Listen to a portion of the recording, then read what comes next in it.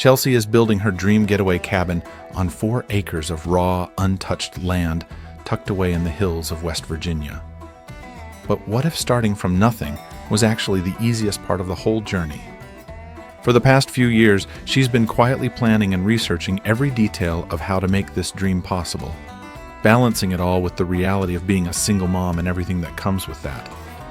Now that dream is no longer just an idea, it's turning into something real. One decision, one challenge, and one step at a time.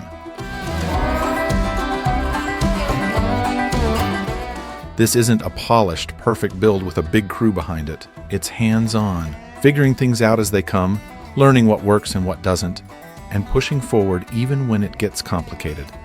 Every moment on this land is part of building something much bigger than just a cabin.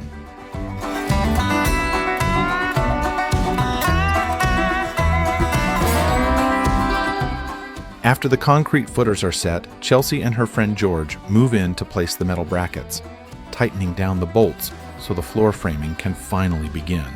Pressure-treated lumber is used for the framing, so galvanized nails are chosen to make sure nothing starts working loose over time.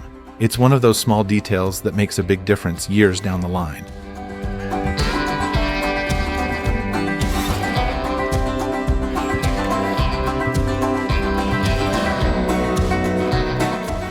Each board is carefully positioned, with the halfway point lined up on the inside where the 2 pieces meet, making sure everything connects as clean and straight as possible. Meanwhile, George measures out more boards and cuts them to length, fitting them along the back side of the beams to add extra support and keep the structure solid from the ground up.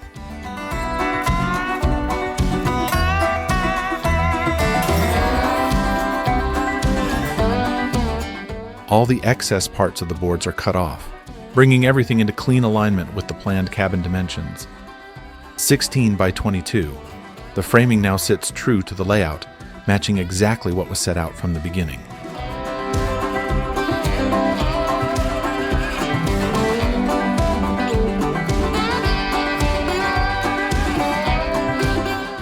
The brackets are set at 16-inch spacing in both directions, creating a clean, even grid to follow.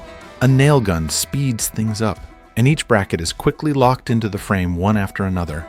The work moves across the structure in a steady rhythm. Place it, check it, secure it, then move on.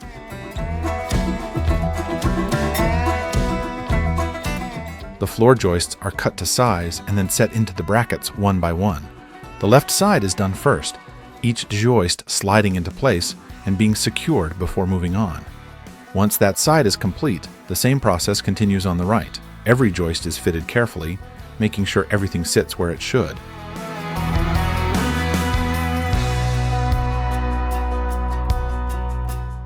Pressure-treated lumber is treated with special preservatives that help protect it from moisture, rot, insects, and fungal decay. That protection matters when parts of the structure sit close to the ground or are exposed to the weather before everything is fully sealed in.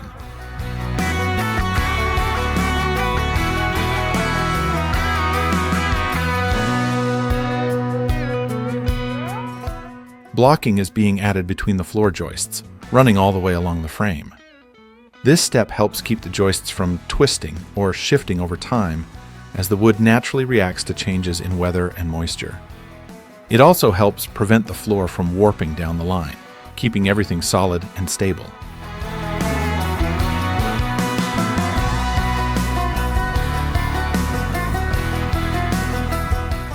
They move underneath the floor framing to install the plywood that seals the bottom of the structure.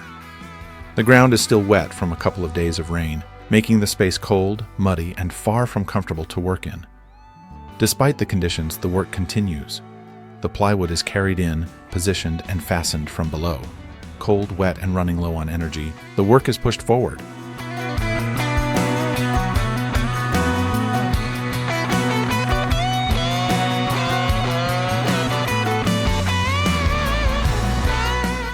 The foam board insulation is being cut and fitted into place. The pieces are measured, scored, and set in as the structure starts to get sealed up. Spray foam is then used in the gaps, filling every small space to help lock everything in and keep the cold out.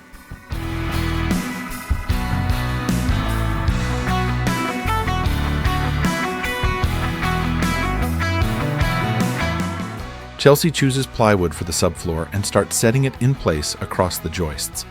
Unlike solid boards, plywood is made from multiple layers of wood pressed together, with the grain running in different directions. That cross-layer structure helps it resist warping, shrinking, and expanding when the weather changes, which is especially important in a cabin build where moisture and temperature swings are expected.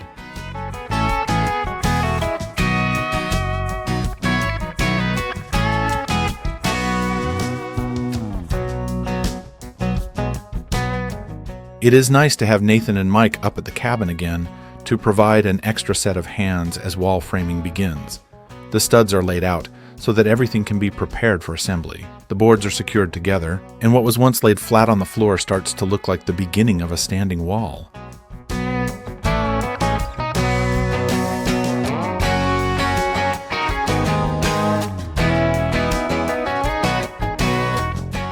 Wall framing might look simple once it starts going up, but it's actually one of the most important parts of the entire build. It sets the shape of the structure and determines how strong, straight, and aligned everything will be. If something is off here, it doesn't stay small. It carries through the rest of the cabin.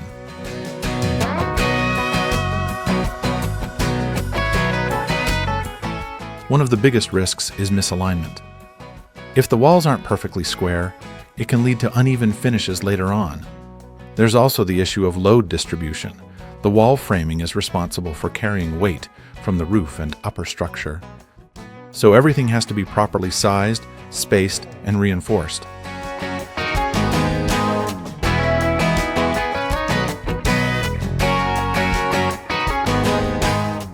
The rain has become a constant challenge throughout the build, forcing the crew to work around the weather whenever possible. To protect the newly finished floor, the entire surface is covered with polyethylene sheeting, helping keep moisture from soaking into the wood before the structure is fully enclosed. Despite all the interruptions, the framing continues moving forward piece by piece.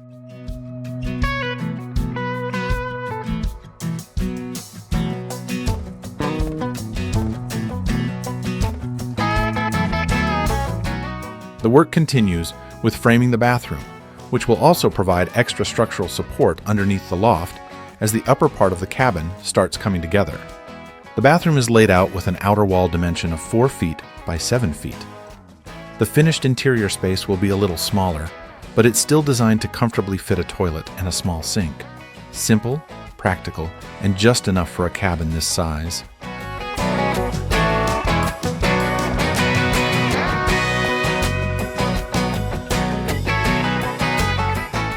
Chelsea and George continue installing the joists into the brackets, following the same process used earlier for the floor framing.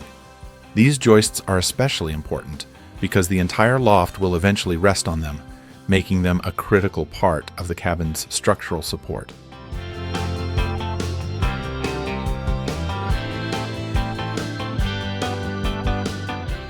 The bathroom door opening is carefully laid out, so everything feels proportional inside the smaller cabin space.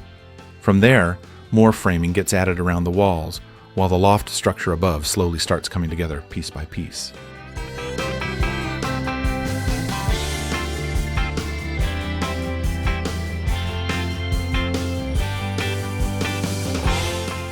The loft will eventually carry a lot of weight, so the framing underneath needs to stay strong and properly supported from the start. With this stage wrapped up, attention is about to shift to one of the biggest parts of the entire build: the ridge, gables, roof framing, and trusses. It's a huge step forward because once the roof is on and the cabin is finally dried in, everything changes.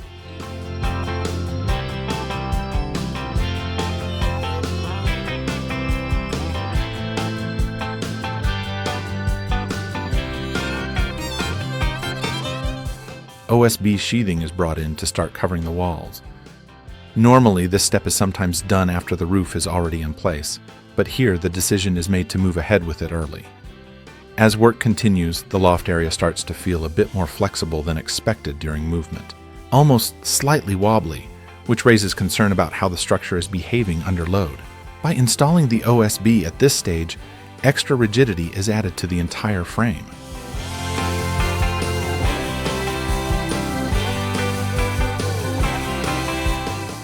Chelsea continues balancing a full-time career and motherhood while trying to dedicate enough time to the cabin. The process requires sacrifices, long days, and constant effort, but she continues reminding herself that the result will be worth it in the end.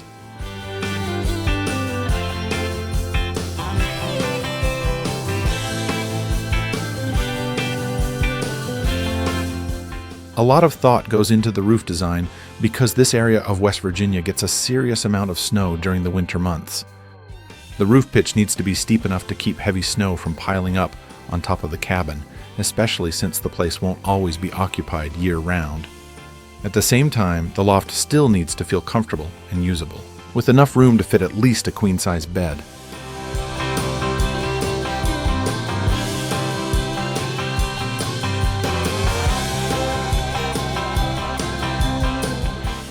For several days, the measurements are revisited again and again, trying to find the right balance between function, safety, and space. Set the roof too low and the loft feels tight. Go too high, and the structure becomes more difficult and expensive to build.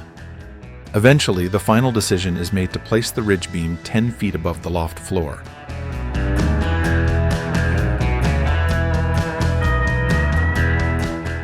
The rafters are built from lumber and set into metal brackets along the top of the wall framing. One by one, they're lifted into place and connected at the top directly into the ridge beam.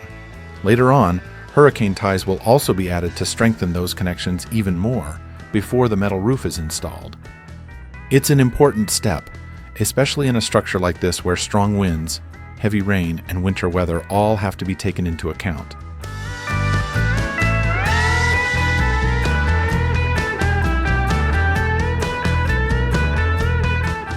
And this part of the build is no joke physically. Most of the work is being done high off the ground on makeshift scaffolding that doesn't always feel completely stable. This adds an extra level of difficulty and risk to every movement.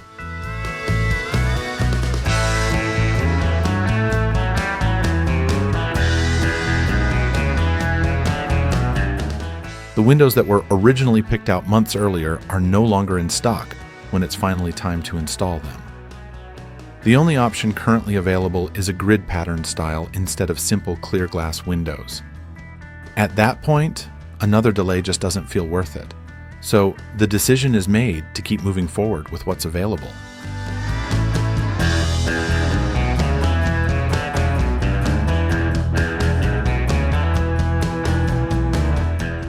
It's one of those moments that happens constantly during a build like this. Plans change, materials become unavailable, and sometimes you just have to adapt and keep going instead of getting stuck waiting for everything to be perfect.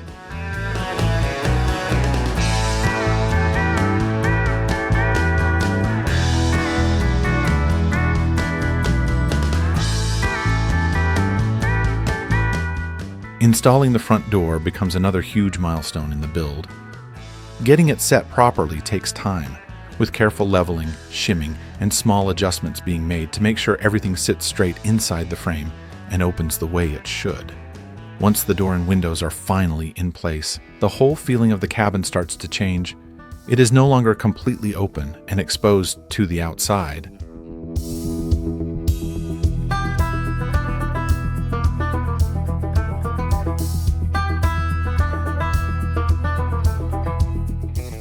Attention then shifts to building the soffit. Cedar tongue and groove boards are chosen for this part of the cabin, not just because they look good, but because cedar also holds up really well against the outdoor elements over time. As the first section starts going up, the difference is noticeable immediately. The warm color and natural texture of the cedar completely change the look of the cabin.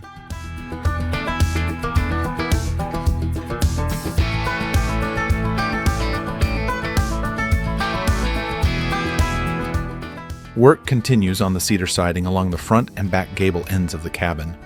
It's repetitive work and definitely tiring after hours of lifting, positioning, and fastening boards overhead, but every completed section makes a noticeable difference.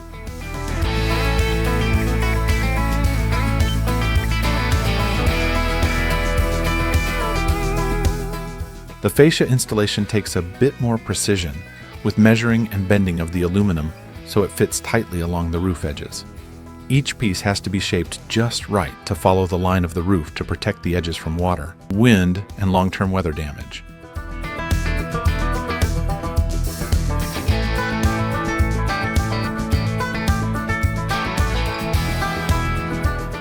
The crew starts installing the cedar siding, slowly working their way across the exterior of the cabin. Before the main boards go up, trim pieces are set first around the windows, doors, and corners so everything has a clean edge to tie into. Down near the lower areas, a few gaps are intentionally left open. They'll eventually be covered and hidden by the future front porch structure once that part of the build begins.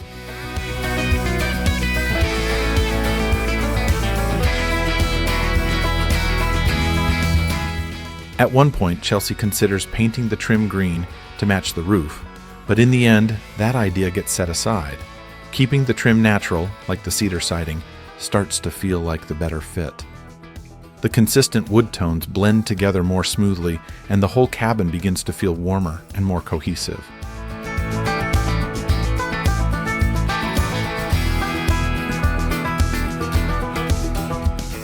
George helps Chelsea throughout the entire build, and their connection goes back years before the cabin ever started. It actually begins in a very different season of life. Chelsea is pregnant and living in her previous home, trying to finish a spare bedroom while becoming a new mother, with one of her babies still in the hospital. Overwhelmed and needing help, she posts on Facebook asking if anyone knows someone who can assist.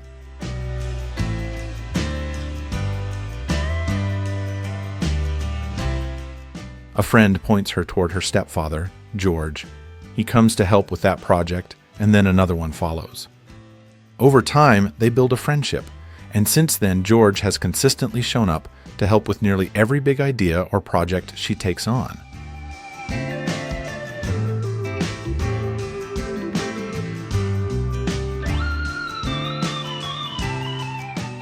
During builds like this, there are a lot of small steps that don't always stand out, but they matter just as much as the big ones. Every detail plays a role, and even the slower parts of the process end up serving a purpose. Taking extra time now might feel like it slows things down in the moment, but it helps avoid much bigger problems later on.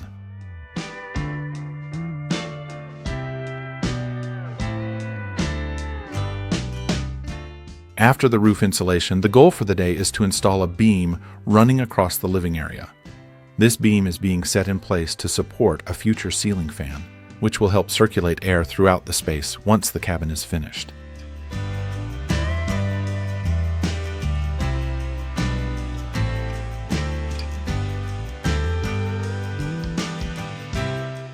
George installs a breaker box in a chosen location inside the cabin. The position is selected carefully so it stays accessible while still being able to be visually tucked away later on. Electrical boxes are then installed for receptacles, switches, and lighting. One is set for the kitchen light, another near where the stove will go, and more placements are planned throughout the cabin to match the layout.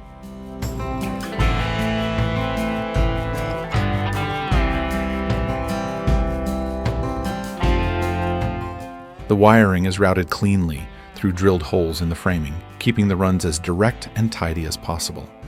It's all being set up in a way that will make the final connections inside the panel easier to understand, label, and maintain once everything is fully powered up.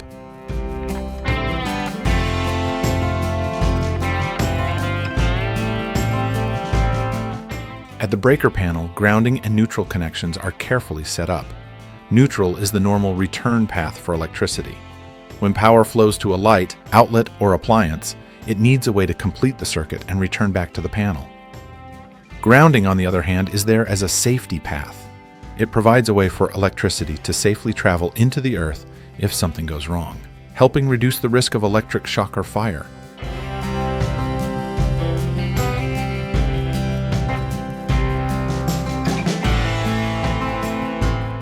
It's getting a lot cooler inside the cabin, and the temperatures are expected to drop even more next week. So, the idea of adding a stove comes at the perfect time. There's a bit of hesitation about cutting a hole through the roof for the chimney, so the wall route feels like the easier option. And after everything is set up, there it is, the first official fire burning in the wood stove at the cabin.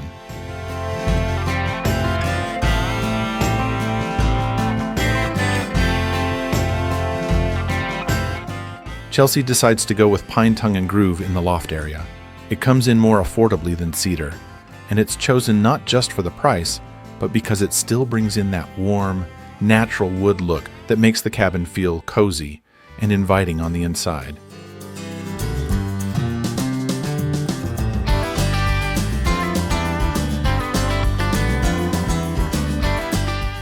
The color has been going back and forth in the planning stage for a while on whether to stain it darker or leave it natural.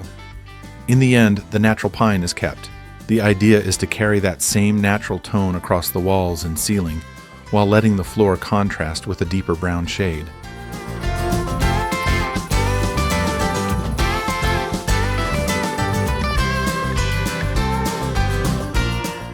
That mix is expected to balance everything out, with the lighter wood overhead and the darker floor grounding the space. It's a simple decision in the end, but one that feels right for the overall feel of the cabin. Natural, warm, and cohesive without overthinking it.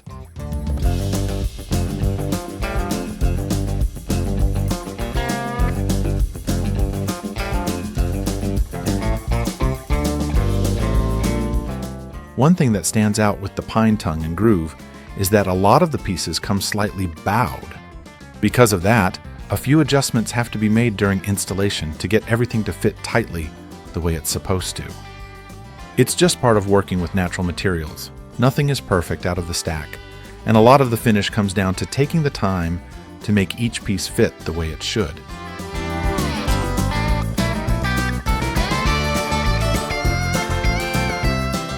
To make sure the planks end up perfectly level, George's laser is used as a guide.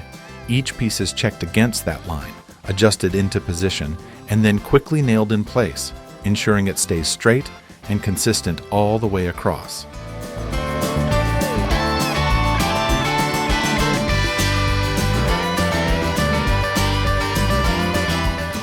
The focus is finally on the loft flooring. The color is chosen a bit darker than the wall planks, giving the space a nice contrast once everything comes together. The installation itself becomes pretty straightforward. Just the same process repeated across the entire loft. One board after another is measured, placed, and secured, slowly working across the space.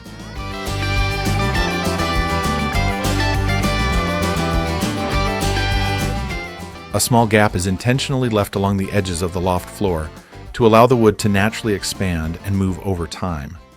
They are later covered with skirting boards, cleaning up the transitions. Once Chelsea and George find their rhythm, the whole process starts moving a lot faster than expected. And in under 3 hours, the entire loft floor is down, and the space really looks like home.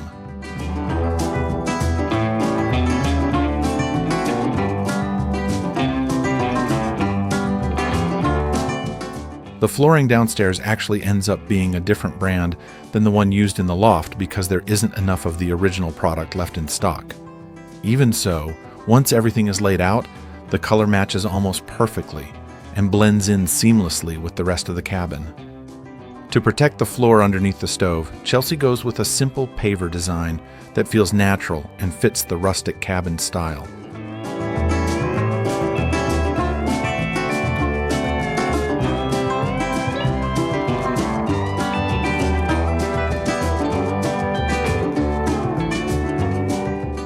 At first glance, flooring might not seem like the hardest part of construction, but once the work starts, it quickly becomes clear how labor-intensive it really is.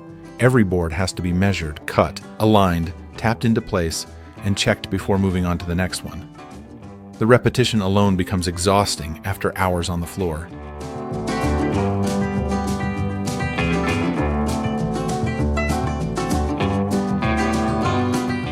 Carissa also jumps in to help, and at this point, any extra set of hands makes a huge difference. That's where the working rhythm starts to matter. Without that rhythm, even simple tasks can start feeling slow and frustrating. But when the teamwork clicks, the progress starts showing up quickly across the room.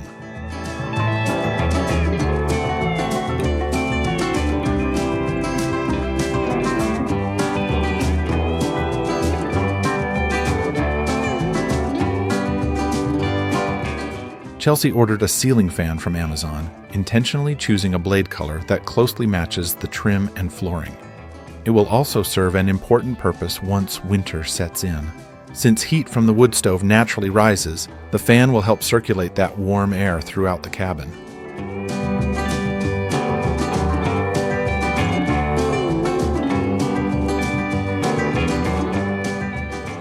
The project is being built on a very controlled budget from the start.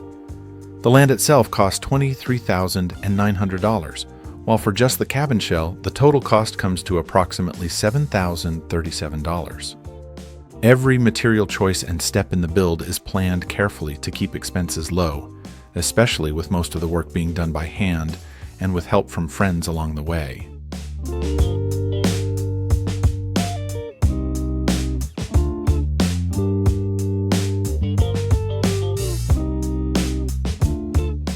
But beyond the numbers, there's something bigger behind it all.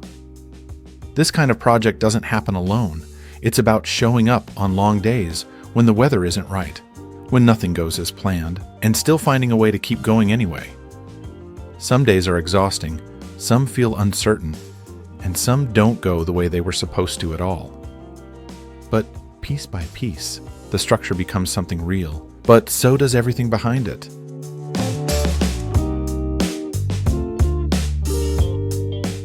It's built with the help of people who show up when it matters most.